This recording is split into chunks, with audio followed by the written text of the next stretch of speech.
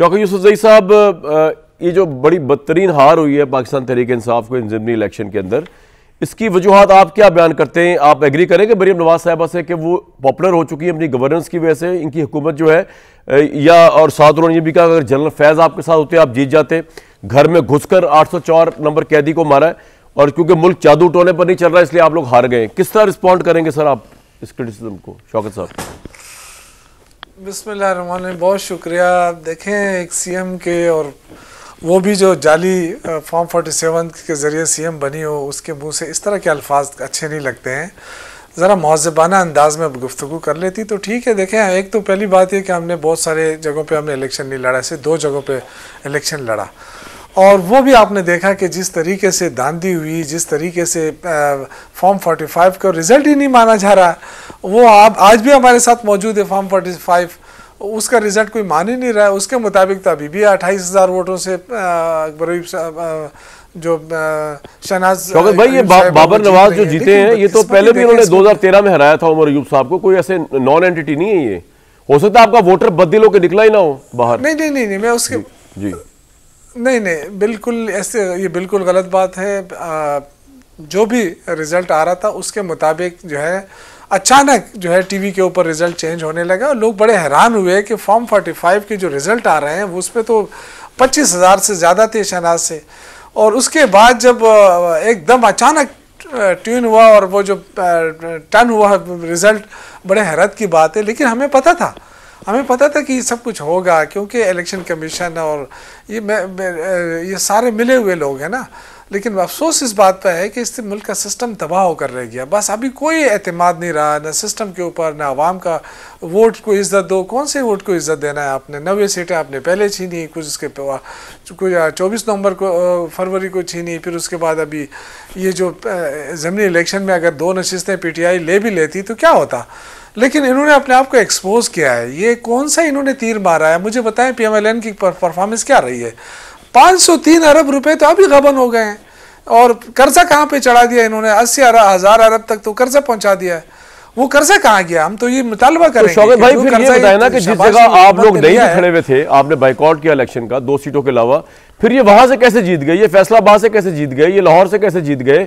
ये कैसे जीत गए? अगर ये पॉपुलर नहीं है तो फिर कैसे जीत गए? आप थोड़ा क्रेडिट देंगे? शायद आपके वोटर, ये नहीं कि आपके वोटर इस दुनिया में नहीं रहे या आपके वोटर नहीं हो सकता, आपके वोटर बहुत हों, इससे ज्यादा हो, लेकिन वो इतने बददिल हो गए हों जो आप फरमा रहे हैं सिस्टम पे बिलीव नहीं, इलेक्शन पे बिलीव नहीं, लीडर अंदर बंद है, पाकिस्तान तहरीक इंसाफ इंतशार का शिकार हो सकता है, वो निकले ही ना हो और इनके वोटर निकलाए हो। ये भी तो हो सकता है ना सर? देखिए, पहली बात तो ये है कि जिन हल्कों पे हमने इलेक्शन नहीं लड़ा है, तो जाहिर है अपोजिशन तो PTI है ना इस वक्त। जी। बाकी तो सारा मैनेज चीज़ें हैं। मैं नहीं समझता कि ये इनको कोई वोट पड़ा है। देखिए, जाहिर है मैदान खाली था। जब खाली मैदान में तो आप किसी को भी दौड़ाए वो भी घोड़ा बन जाता है। लेकिन बहरहाल मैं अगेन ये कहूँगा कि सिलेक्शन ही हो, इससे नोटिफिकेशन हो जाता ना तो लोगों को इतनी तकलीफ ना होती, आवाम को तकलीफ ना होती। अच्छा। इलेक्शन कराने का कोई फायदा नहीं था। यही कराना था तो नोटिफिकेशन करा लेते। हमें पहले से ही पता था रिजल्ट का कि ये इस तरह करेंगे, और इसीलिए खान साहब ने कहा था कि हम बाइकाट करेंगे। और आपको नहीं लगता कि तो इमरान साहब जो है उनकी पॉपुलैरिटी कम हुई है मरियम नवाज के मुकाबले में, शहबाज शरीफ साहब के मुकाबले में, इसलिए आप? मैं चैलेंज करता हूं कि इमरान खान को छोड़े, मरियम नवाज साहिबा भी CM है, इन्होंने बड़े दावे करती है। मैं चैलेंज करता हूं कि ये किसी भी हल्के से इलेक्शन लड़ ले और हमारे एक आम वर्कर खड़ा होगा। मैं चैलेंज करता हूं, ये अपने पसंद कर ले लाहौर की कोई सी भी सीट। ये देखिए, पॉपुलैरिटी इस तरह कम नहीं होती है। या तो देखे ना कि इन्होंने दूध और शहद की नहरें बहाई होती, या तो आवाम को कोई रिलीफ मिलता, कोई आटा सस्ता होता, घी सस्ता होता, पेट्रोल सस्ता होता, बिजली सस्ती होती, तो फिर तो मैं मान सकता था, फिर हम कह भी सकते थे। इस वक्त तो देखे ना 503 अरब का गबन अभी ये निकल आया, ये तो मामूली है। अभी तो और चीजें खुलने वाली हैं। और फिर इसके बाद जो IMF से इन्होंने कर्जे लिए हैं, भरमार कर दिए इस मुल्क के ऊपर। इस पे आते हैं अभी, IMF की स्टोरी पे आते हैं शौकत भाई, IMF की स्टोरी पे आते हैं, अलग मौजूद है, मैं अभी आऊंगा। पहले मैं जरा इलेक्शन वाला मामला निपटा लूं, उसके बाद मैं इस पे आता हूं। सदिक भाई, मैं अगर आपसे मैं चाहता हूं कि आप पूरा सुन लें ऑपोजिट व्यू, फिर मैं इकट्ठा आपसे अगर आप इजाजत दें व्यू ले लूं। मदर साहब से अगर मैं उनका ओपिनियन ले लूं, क्योंकि मदर साहब ऑलवेज ये कहा करते थे कि इलेक्शन पैमाना है, बदरबाज साहब, अगर आप पहले कर ले रायजनी, उसके बाद सदीक साहब दोनों को रिस्पॉन्ड कर देंगे इकट्ठे ही। आप कह रहे थे कि इलेक्शन पैमाना है, आप कह रहे थे लोकल बॉडी इलेक्शन करवा लिया जाए तो चल जाएगा पता। मैं अक्सर आपसे पूछता था कि पंजाब में मरीम नवाज साहिबा नून लीग दावे कर रही है कि वो पॉपुलर हो गए, वो इमरान खान की जगह ले रहे हैं। अब ये एक इलेक्शन का सैंपल हमारे सामने आया है जिसके अंदर नून लीग ने जो है वो कोई एक भी सीट नहीं और हारी कौमी असम्बली की, और 7 में से 6 वो जीत गए हैं उसके अंदर जो आपकी है सूबाई असम्बली की सीट। तो इसको सर आप किस तरह देखते हैं? आप समझते हैं कि इमरान खान के या तो वोटर बददिल हुए हैं या इमरान खान का बयानिया जो है वो मरीम नवाज ने उसको लीड कर रही है, अपनी परफॉर्मेंस के जरिए बयानिया को रिप्लेस कर दिया उन्होंने? Your take sir. देखिए, मेरा ख्याल है कामरान, पहली चीज़ ये कि बिल्कुल मैं अब भी यकीन रखता हूँ कि इलेक्शन पैमाना होता है किसी की भी मकबूलियत को जांचने का। ठीक है।